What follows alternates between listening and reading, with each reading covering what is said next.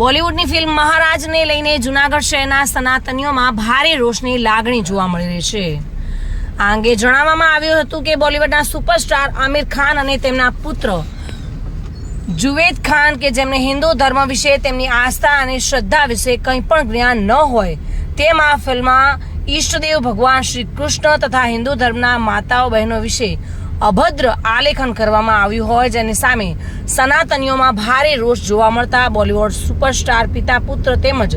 Saurabh Shah producer R Sheth and company private limited Ahmedabad, Yash Raj film private limited Mumbai વિરુદ્ધ જૂનાગઢ શહેરના 2 division police સ્ટેશનમાં જૂનાગઢના સનાતની દ્વારા ફરિયાદ દાખલ કરવામાં આવી છે અને આ તાત્કાલિક ધોરણે આ ફિલ્મ તથા ફિલ્મ સાથે સંકળાયેલા તમામ લોકો વિરુદ્ધ ન્યાયતંત્રએ કાયદેસરની કાર્યવાહી હાથ ધરે તેવી માંગ ઉઠી છે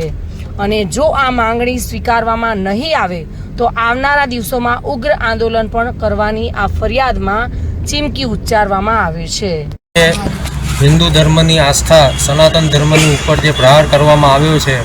એના વિરુદ્ધ અમે પોલીસ ફરિયાદ કરવા માટે અહીંયા આવ્યા છીએ, જેની અંદર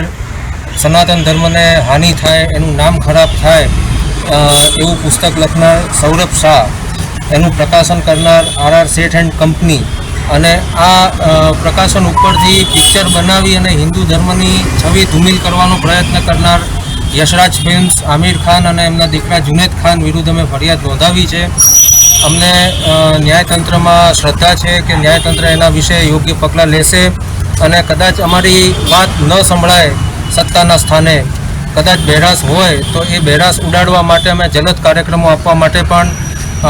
ઉપવાસ, પ્રતિક ઉપવાસ, આમરણ ઉપવાસ અને આત્મવિલોપન સુધીના કાર્યક્રમ આપવા માટે અમે તૈયાર છીએ. જો જરૂર પડશે તો કલેક્ટર કચેરીએ હિન્દુ ધર્મના સંતો અને અનુયાયીઓ આત્મવિલોપનનો પ્રયત્ન પણ કરશે. એની અંદર ચારિત્રને લઈને લખવામાં આવ્યું છે. માત્ર ધર્મગુરુ નહીં, સમગ્ર સનાતની સંતો તેમજ સનાતન ધર્મની અનુયાયી બહેનો, સ્ત્રી શક્તિ વિશે પણ લખવામાં આવ્યું છે અને વૈષ્ણવોના આરાધ્ય અને હિન્દુ ધર્મના આરાધ્ય ભગવાન શ્રી કૃષ્ણ વિશે પણ એલફેલ લખવામાં આવ્યું છે. ભાવિક જોશી સાથે bureau report, today Gujarati news.